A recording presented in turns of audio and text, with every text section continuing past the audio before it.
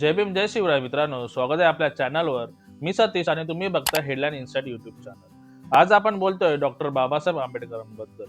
ते फक्त संविधानाचे शिल्पकार, समाजसुधारक किंवा राजकारणी नव्हते, तर त्यांच्यात एक यशस्वी उद्योजक आणि आर्थिक तज्ज्ञाचीही झलक होती. त्यांचा अर्थशास्त्रज्ञ म्हणून असलेला वारसा फार कमी लोकांना माहीत आहे. तुम्हाला माहिती आहे का, की आजच्या सेन्सेक्स निफ्टीच्या युगापूर्वी तब्बल 100 वर्षाहून अधिक आधी बाबासाहेबांनी स्वतः स्टॉक मार्केटशी निगडीत कंपनी सुरू केली होती. होय, खरं आहे. चला आज या कमी ज्ञात कथेचा शोध घेऊया आणि जाणून घेऊया की जातीय भेदभावांनाही त्यांच्या आर्थिक स्वप्नांना थोपवता आलं. चला तर सुरू करूया. 1917 साली वयाच्या अवघ्या 26व्या वर्षी डॉक्टर बाबासाहेब आंबेडकर अमेरिकेतील कोलंबिया युनिव्हर्सिटीमधून शिक्षण पूर्ण करून भारतात परतले. विदेशात अर्थशास्त्रामध्ये डॉक्टरेट पदवी मिळवणारे पहिले भारतीय डॉक्टर बाबासाहेब आंबेडकर आहेत. त्यांनी मुंबईत आजच्या बॉम्बे स्टॉक एक्सचेंजच्या जागी असलेल्या दलाल स्ट्रीटवर स्टॉक मार्केट अँड शेअर्स नावाची गुंतवणूक सल्लागार कंपनी उभी केली. डॉक्टर बाबासाहेब आंबेडकर फक्त शेअर खरेदी विक्री करत नव्हते, तर करन्सी ट्रेडिंग सुद्धा करायचे. बाबासाहेबांनी आपल्या पारसी मित्र नवल भटेना यांच्याकडून ₹2000 उसने घेऊन जर्मन करन्सीवर यशस्वी ट्रेडिंग केले आणि काही दिवसांतच चांगला नफा मिळवला.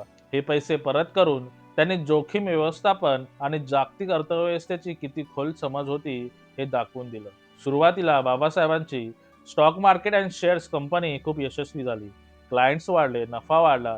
पण जेव्हा क्लायंट्सला कळालं की ही कंपनी एका दलित व्यक्तीकडून चालवली जाते, तेव्हा सर्व काही बदललं. वरिष्ठ जातीचे गुंतवणूकदार एक एक करून माघार घेऊ लागले. जातीय पूर्वग्रह इतके प्रबळ होते की उत्तम सेवा आणि उत्तम नफा असूनही कंपनी बंद पडली.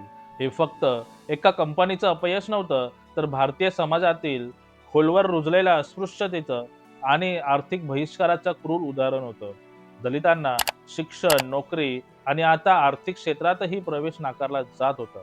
पण बाबासाहेब इथेच थांबले नाहीत, तर 1924 मध्ये त्यांनी बहिष्कृत हितकारणी सभा स्थापन केली, ज्याचा मुख्य उद्देश होता वंचित समाजाला उद्योजक बनवणं, शेती औद्योगिक कौशल्य शिकवणं आणि आर्थिकदृष्ट्या स्वावलंबी करणं. बाहेरगावी असताना त्यांनी आपल्या मित्राला पत्र लिहून सांगितलं की आपला मुलगा यशवंत आणि भाचा मुकुंद यांना बँकिंग आणि व्यापार शिकवा. हे दाखवतं की बाबासाहेबांचा लढा फक्त राजकीय नव्हता, तर आर्थिक सशक्तीकरणाचा होता. ते दलित समाजाला फक्त हक्क मागण्यापुरते मर्यादित ठेवू इच्छित नव्हते, तर स्वतःच्या पायावर उभं राहण्यासाठी प्रेरित करत होते. मित्रांनो, आज स्टॉक मार्केटमध्ये गुंतवणूक करणं सोपं झालंय.